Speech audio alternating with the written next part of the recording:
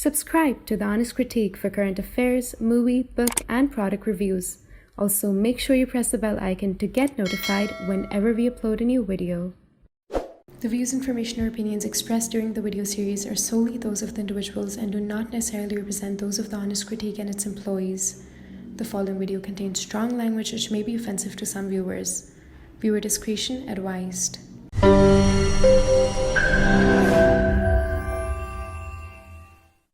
Hello and welcome to the special interview featuring two distinguished experts who offer profound insights into the recent developments and escalating tensions in India-Canada relations. We're honored to host Mr. Phil Gurski, former senior strategic analyst at the Canadian Security Intelligence Service, Mr. Kanwal Sibal, former Foreign Secretary of India, for this insightful discussion. In this engaging discussion, Mr. Gurski and Ambassador Kanwal will dissect the multifaceted aspects of this allegation and subsequent diplomatic actions surrounding the assassination of Khalistani terrorist Hardeep Singh Nijjar. Their extensive knowledge and informed perspectives will illuminate the potential impacts on India-Canada relations and the broader international landscape. On September 18, nearly 3 months later, Canadian Prime Minister Justin Trudeau informed lawmakers in Ottawa that the Canadian security agencies were actively investigating credible allegations regarding a potential link between the agents of Indian government and the killing of a Canadian citizen. Phil, can you provide insights into instances when a sitting prime minister has made such an unusual accusation against another democratic government without providing any substantial evidence? That's a good question. I don't have it off the top of my head. The last time a prime minister would have made a statement of this nature, I find it very interesting that he rose in Parliament and said this. You would think that something of this seriousness, and this is a very serious allegation against the Indian Security Service, that there would be a great deal of information that backed it up. Unfortunately, this government and this prime minister has a very inconsistent recent past when it comes to intelligence. You may be aware of the allegations of Chinese interference in our elections in 2019, 2021, and the security service has been warning about these activities for 30 years, and successive governments have ignored them.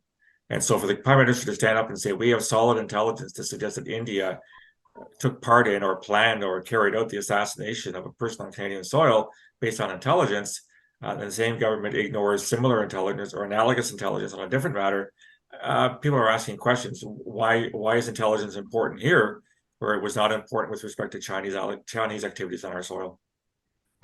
Addressing you, Ambassador Kanwal, it's crucial to analyze the timing of these allegations. In a recent article for the National Post, Michael Higgins wrote, Trudeau outdoes himself with another disastrous India trip. How might these recent allegations further impact the already strained relationship between India and Canada in the last few months?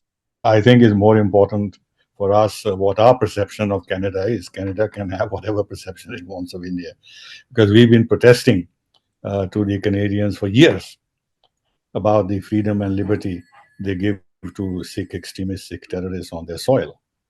And they have been unconcerned about our repeated démarches in this regard. And we've seen acts which no responsible democratic country which believes in any kind of rights, allowing things like floats which depict the assassination of Mrs. Gandhi, or conducting these referendums for Khalistan, or attacking our missions and consulates, and giving shelter to known terrorists and not extraditing them. This is a long history behind this. And the fact is that from our side, we believe that the Trudeau government is so dependent on the Sikh MPs, there are 19 of them. And behind them, of course, is the Sikh diaspora, about 700,000. You don't need to have all these people. I'm sure the vast majority of these people have nothing to do with Khalistan. But you don't, in any terrorist kind of a situation, the whole community are never terrorists. It's just a handful. And they can hold the rest of the community to ransom. So similarly with these very activist Khalistanis, they are holding the Sikh community to ransom, as also the Canadian government. So Trudeau's intervention in Parliament, to my mind, is extremely undiplomatic. It's willful.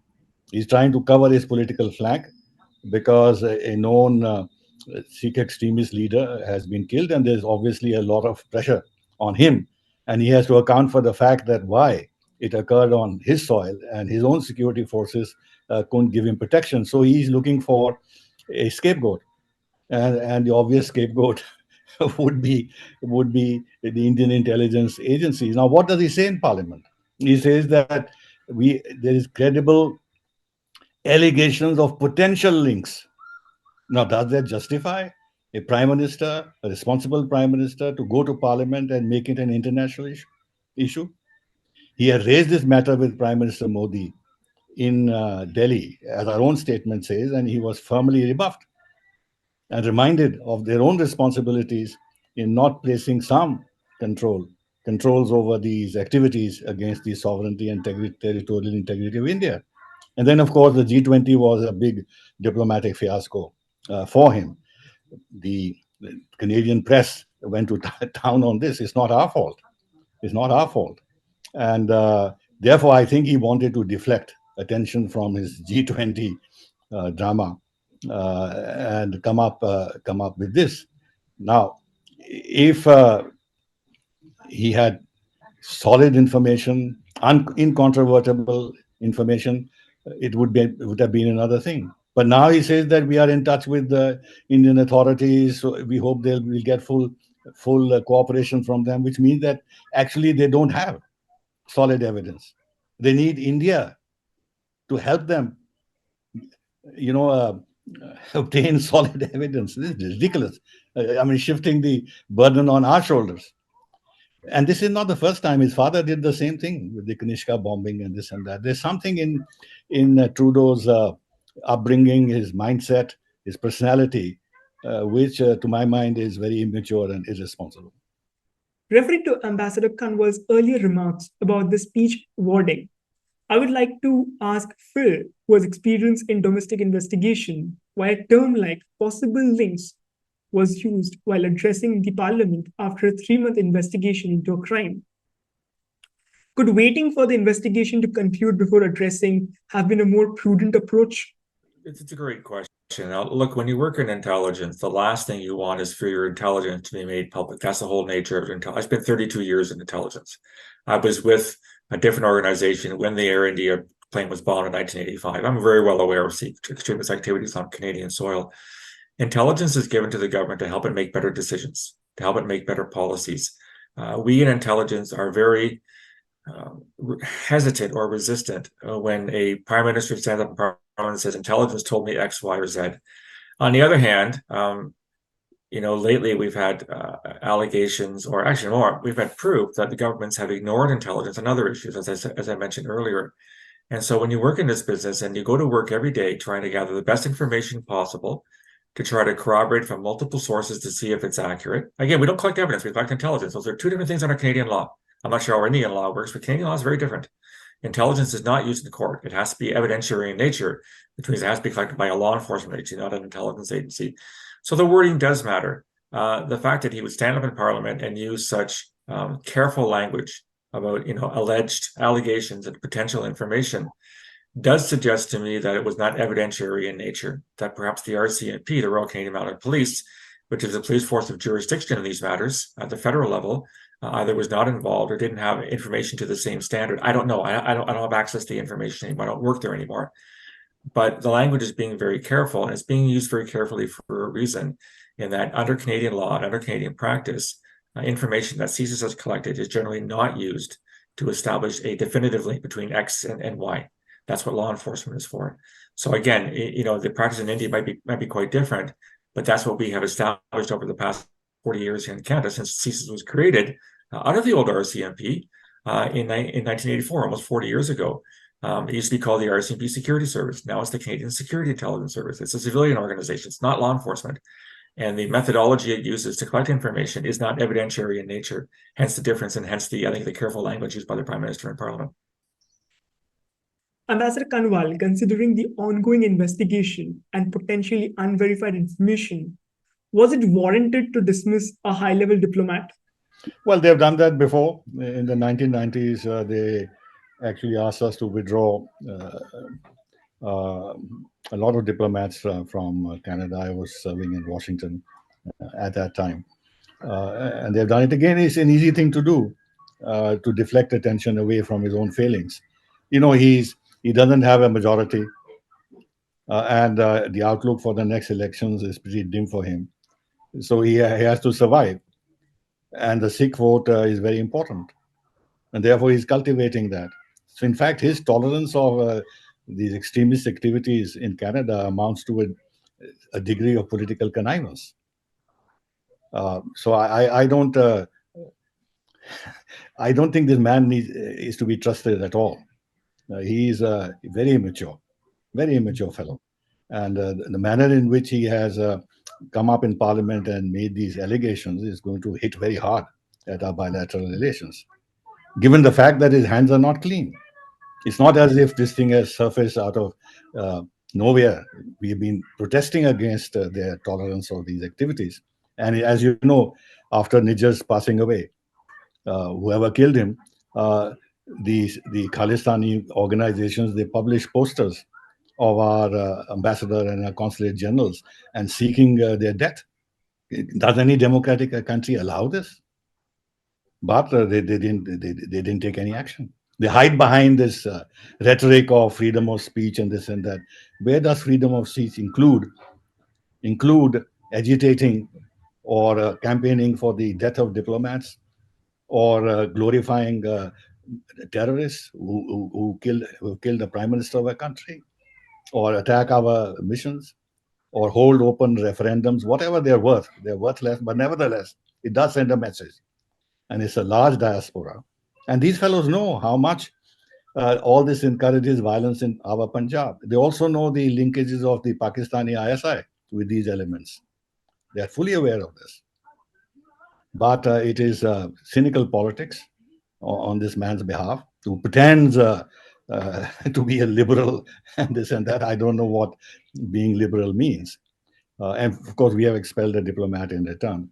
So this will hit at the political relationship, though in other areas, probably not. For the time being, the negotiations over a trade agreement have been stalled. I don't think they will resume, or they can resume in the near future. But at other levels, Indian students going to Canada, that will continue because government of India has no control over this. And the Canadians are giving freely visas to the Punjabis, to the Sikhs from Punjab, because of course they need manpower. But the fact that there are already such a large Sikh diaspora there creates the conditions for more and more people coming. The same thing has happened in Europe. In France, for instance, first the Algerians came as workers, then they brought in their families, and all this on human rights and everything else, family reunions, all this comes in, and the numbers keep growing. And this is what's happening. So if they're serious, they should have had serious conversations with us about how to control these elements, which will not create a problem for India and for Canada themselves in the larger interest of relations between the two countries. But this man is awoke. So what do you do with it?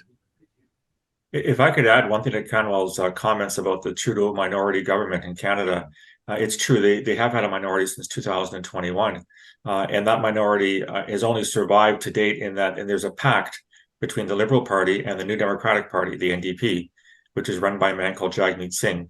And Jagmeet Singh, a few years ago, went on record in Canada, and when he was asked by a very senior Canadian reporter what he thinks about Sikh extremism in Canada, which we know exists. Look at it. We can go back to the 1980s. We know Air India. We know all that kind of stuff. I've written about it extensively in my latest book, A History of Terrorism in Canada. Sikh terrorism is a reality in Canada. That cannot be denied. And Mr. Singh refused to answer the question. Now, I'm not saying that Jagmeet Singh supports Sikh extremism. I have no idea. All I'm saying is that he's in public record being very uncomfortable when asked the question of whether or not people of his greater community, which he does not control. He's just one amongst, as Kanwal said, 700,000, whatever the number is, of Sikhs in Canada, he was uncomfortable answering a question about the presence of Sikh extremism in Canada. So, I mean, is it a coincidence that a government which relies critically on the support of a very small party to maintain its status so that we don't go to another election in Canada happens to be someone who denies Sikh extremism? I have no idea. I don't want to make allegations. I don't want to cast doubts. I'm just raising a point that the current government relies critically on the support of another party whose leader is in denial that Sikh extremism is a reality and has been in Canada since at least the 1980s. Reflecting on a popular phrase, if you have snakes in your backyard, you can't expect them to bite only your neighbors. Why does the Canadian government not act upon Indian government's request regarding extremists operating from Canadian soil, especially in the light of historical events like the Air India bombing in 1985? I don't have an answer for you. I do know, and again, I'm sorry for keep bringing this up, but the last 6 to 9 months has been nothing but China's interference in Canada here, and it's been quite clear that we are dealing with a government that ignored intelligence, ignored solid intelligence on the extent of how the Chinese were harassing Canadian dissidents like Uyghurs and Tibetans, and how they were paying off people to, influence elections. It got so bad that there was a leak, a very high level, or not high level, but someone that has access to CSIS intelligence leaked intelligence to the media. It became a huge story here. It led to one inquiry, now a second inquiry on what the government did or did not know about China's interference. So we're talking about a government that has been shown beyond doubt that it ignores intelligence that is not convenient, intelligence that goes against whatever its plans are. So if, and I stress if, because I have not followed this issue to the same extent, if intelligence were available about the activities of Sikh extremists in Canada, which has been available historically, was available more recently, was ignored, that would be consistent with what this government has done with intelligence. And as somebody who worked in the business for more than 3 decades, that's unacceptable. You have intelligence agencies for a reason. Again, is it always correct? No, of course it's not always correct. No information is always correct. But to have your intelligence ignored, and even worse, been called inaccurate by people who don't collect intelligence, it makes you wonder what value this government has placed on why we have intelligence in the first place. Phil, do you suggest that for Prime Minister Trudeau, political considerations for his voter base takes precedence over credible intelligence concerning national security? The history is what the history is. I mean, why was intelligence ignored on China's interference? Well, obviously there must have been somebody, I'm not sure it's the prime minister, it's somebody in his cabinet, it could be somebody in the senior administration who felt that acting on the intelligence would be inconvenient, whether it's for votes or whether it's for trade deals with China. I have no idea. I don't work for the government anymore. But it just seems to me that certain intelligence is seen as credible and usable and things you want to go public with, and other forms of intelligence are not. And you could, I can't answer the question as to why that is, but it certainly does point to a high degree of inconsistency when it comes to the use of intelligence and the credibility that's placed in that intelligence. Ambassador Kanwal, would you provide your perspective on the same question? What Trudeau has done is shameful, because these are the kind of allegations you make against Iran or North Korea. And to make these public allegations against the government of India is going beyond limits. India is not in this business. We've been suffering from terrorism for how long? Since the middle 1980s. And has the government of India killed any terrorists on foreign soil? With far more challenges to India's sovereignty and integrity than the activities of these fellows. And therefore, to jump to the conclusion that government of India is acting in a rogue manner and our intelligence agencies, and they got a directive from the highest political authority to go and kill foreign nationals on foreign soil. Why would India take apart from the fact that it is absolutely inconceivable that government with its record and would do this, but how would it serve our interests? I mean, it's not as if Nijjar, however mischievous and problematic he may be, is going to create Khalistan. It's not as if he's such an imminent danger that he needs to be taken out. I mean, we've had Hafiz Saeed and we've had all these guys in Pakistan who have been engaged in terrible terrorist attacks on the ground, including those who were involved in in the Mumbai attacks. Has government of India killed any of them? So this is ridiculous. Absolutely ridiculous. He's gone beyond diplomatic limits to tar the government of India in this manner. And I'm frankly quite surprised that the United States and Australia have joined in this chorus. And that is worrisome, which means that the hold of the Sikh extremists, even in Australia and Canada, where Australia's foreign minister is linking to the peace of their own communities there. In other words, they are worried that these sort of things may happen in Australia. This is ridiculous. And United States National Security Council spokesman also expressing concern about what?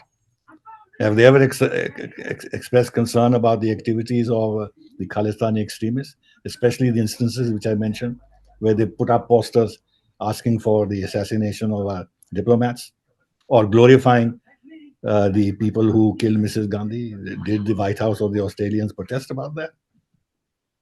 So it's regrettable that this has happened, and we must respond very forcefully as we have done. Additionally, Phil, allegations abound that the Canadian government refrains from taking action against individuals claiming their right to free speech. Could you delineate the line between freedom of free speech and terrorism? It's a great question, and I'm certainly no specialist in that area of freedom of speech. It has been raised in the past by the Prime Minister and in his discussions with Prime Minister Modi. It's a great legal question. I mean, obviously, the overt calling for acts of violence for any reason, whether it's criminal or political or ideological or religious, is against Canadian law. You can't ask somebody to kill somebody. You can't ask somebody to organize the raid of a building or an embassy or a consulate. It would seem to me that when you come across language of that nature, it has to be considered seriously, even if it isn't serious. And let's face it, Hardeep, the vast majority of people who make these statements never have any intention or even capability of actually doing something. That's the challenge when you work in intelligence law enforcement, is to separate the wannabes from the real ones. You can't waste your time on the thousands and thousands of people who will post anything online just to get noticed, and yet never be actually in a position to do anything about it. You have to focus on the ones who really do have the capability and intent. And it's not an easy thing to do, but there's no question in my mind that any group that overtly, publicly, whether it's online or in a speech or during a march or in a poster or whatever, calls for or supports the use of violence for the aforementioned ends, political, ideological, etc., that should be against every law as far as I'm concerned.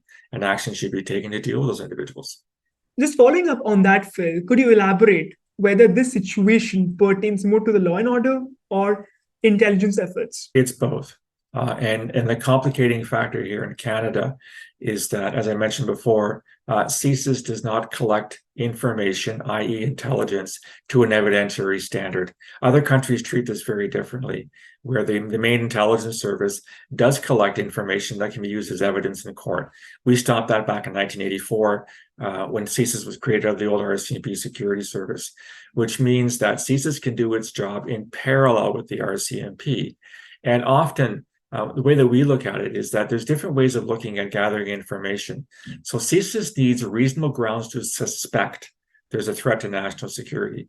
The RCMP and other law enforcement need reasonable grounds to believe. It's a higher standard, which, at least in Canada, which means that intelligence services can do something before it quite becomes criminal in nature or is approaching criminal in nature.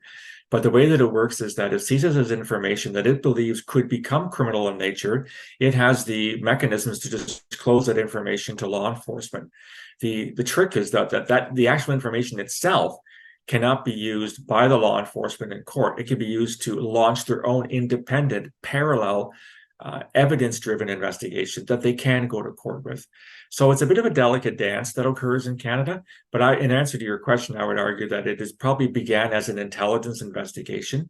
And then if and when it becomes very clear that the threat of violence is real, that becomes a criminal investigation and can go to court because it's evidentiary in nature.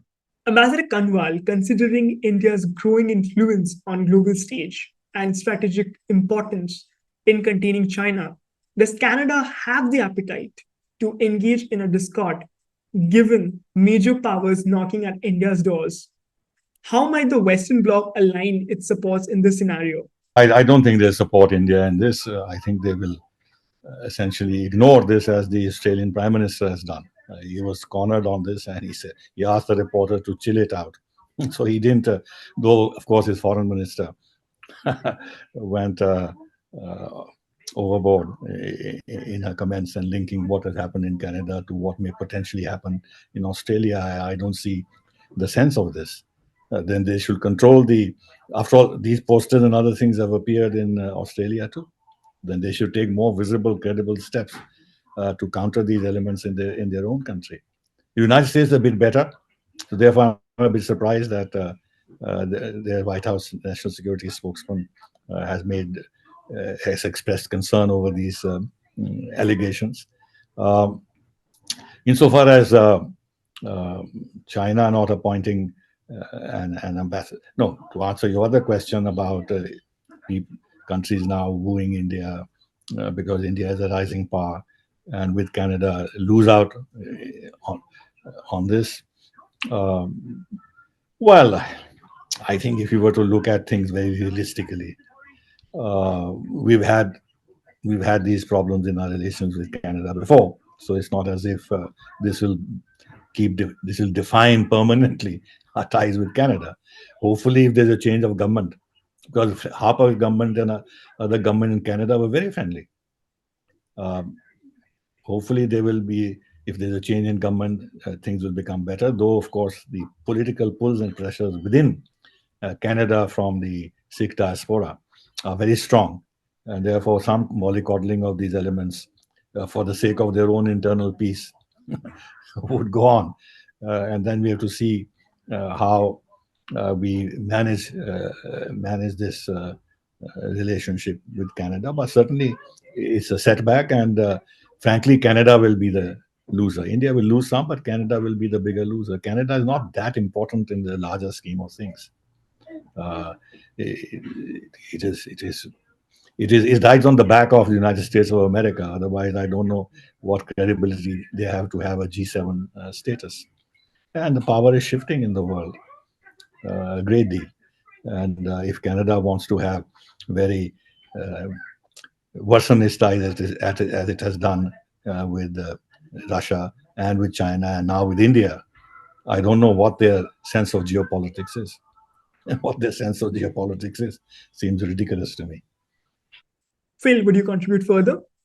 I don't delve into political issues. I'm just a former intelligence analyst that looks at threats to national, international security. And there's no question that we have an obligation as Canada to ensure that there are no activities on our soil that support extremism either in Canada or outside of Canada. As I've said, there is a history of Sikh extremism in Canada that is very, very well documented. I can't tell you how serious or important it is now. It's not something I have followed in recent years. And these are serious allegations in India, and I agree it's going to have a significant impact on our relations. We'll see where this goes, I suppose. It's early days yet.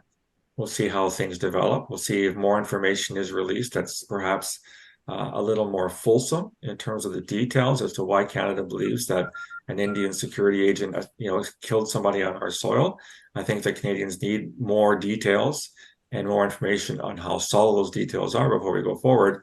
But it definitely is a crisis point in Canada-India relations. I would agree with that. Phil, with your extensive background in intelligence services, could you provide a historical overview of the Khalistan movement in Canada and detail Canadian intelligence initiatives to counter this movement?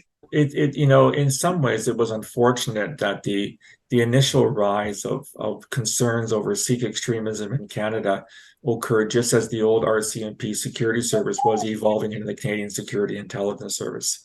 This took place in June of 1984, which is, as you're well aware, a few months before the raid of the temple in India, the killing of Prime Minister Gandhi in the fall, and of course Air India in June of 1985. It was a really difficult time, I think, because the new organization was still forming. It was still trying to understand its new functions. We were no longer law enforcement. We were purely security intelligence service, which, as we said earlier, did not collect to an evidentiary standard. But I can tell you that in the mid-1980s until the late 1980s, from a domestic perspective, Sikh terrorism, Sikh extremism in Canada, whether it's attacks, and we've had attacks here in Canada, by the way, against politicians, as well as their involvement in attacks abroad like Air India, was the number one priority from a terrorism perspective, from a counterterrorism investigative perspective. Bear in mind, this is still during the Cold War, when the activities of the Soviet Union and its allies are dominant. They have been dominating Canadian intelligence since the end of the Second World War.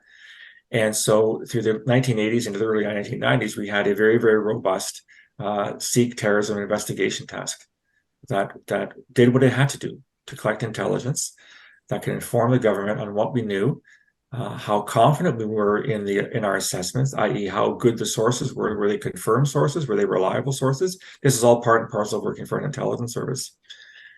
To the best of my knowledge, that effort has waned in the 90s, 2000s, and 2010s. Again, I left in 2013 from operations, so I have no idea. And if I did, I probably wouldn't share it with you anyway, in terms of the how great the investigative efforts are against Sikh extremism. But from what I read from Indian media and elsewhere, the issue's not gone away. There are still some people, and Kanwal made the point very, very, very well. Out of the vast majority of 700,000 or whatever Sikhs that live in Canada, very, very few are in support of the use of violence to establish an independent Khalistan. But it does seem that there are individuals who still believe to that. And if that's the case, that's unacceptable. As he said, no country can allow anyone to suggest or support or build towards the use of violence for a political end. That's against our laws, against Section 83 of the Canadian Criminal Code. So, if this is a robust presence in Canada, it needs to be attended to. You need to collect intelligence, and where there are crimes being committed, they need to be evidence collected to go to a court of law. Like I said, Sikh terrorism doesn't have the high profile it did 40 years ago when Air India was shot down. Okay, but it's still there. I've always said that terrorist movements rarely, if ever, disappear completely if they don't reach their goals. Terrorist groups want to use violence for some kind of political or ideological end. And we're seeing now with ISIS in the Middle East, they haven't disappeared either. And so I'd be very surprised if in fact, the desire to achieve an independent Khalistan in the Punjab via violent means, I'd be very skeptical that it's disappeared. And it is entirely possible that there are elements here in Canada that support that goal.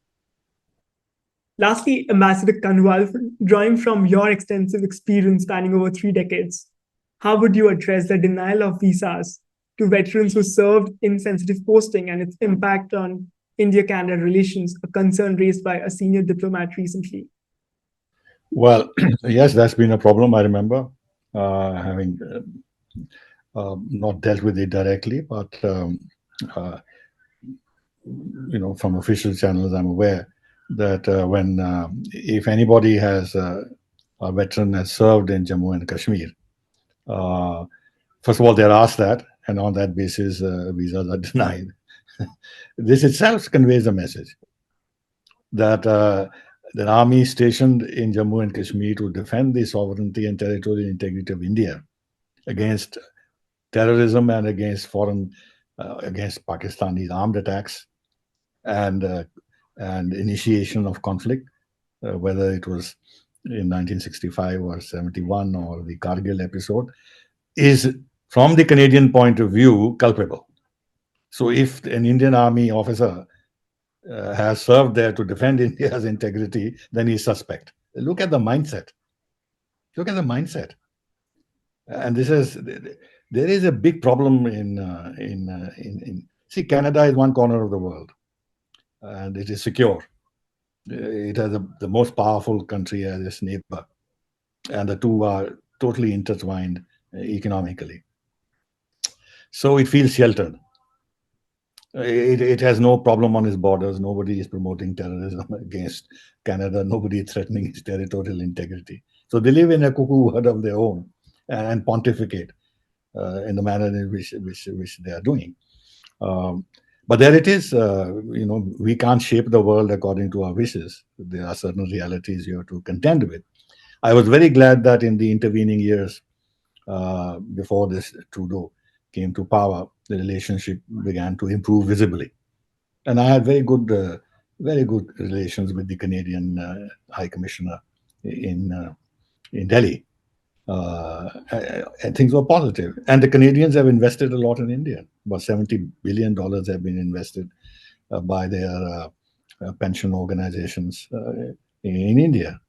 So that part was also taking off. And there was a visible desire on the part of Canada to increase economic ties with India for the reason you earlier mentioned, India as a rising power. I'm talking about a few years ago, not necessarily now. And now they have this Indo-Pacific policy also. So it doesn't make sense to me geopolitically that Trudeau should try to ruin all this by making these immature allegations in Parliament. Naturally, the friends of Australia will take him seriously. They're not going to buy the language that I'm using against him. He's a valued partner. He's part of G7. They're not going to let him isolate him. So they'll express sympathy saying, yes, we are concerned. So it doesn't really help. But there it is. We have to live with this reality. In conclusion, this insightful discussion has shed light on the intricate dynamics between Canada and India, especially concerning recent events and the historical context. We have examined the nuances of political decision and the delicate between national security and political considerations, and even the impact of such matters on diplomatic relations. Our gratitude to Ambassador Kanwal and Phil for taking your time and speaking to us. Thank you so much. Okay. Bye-bye. Thank you. Bye-bye, sir.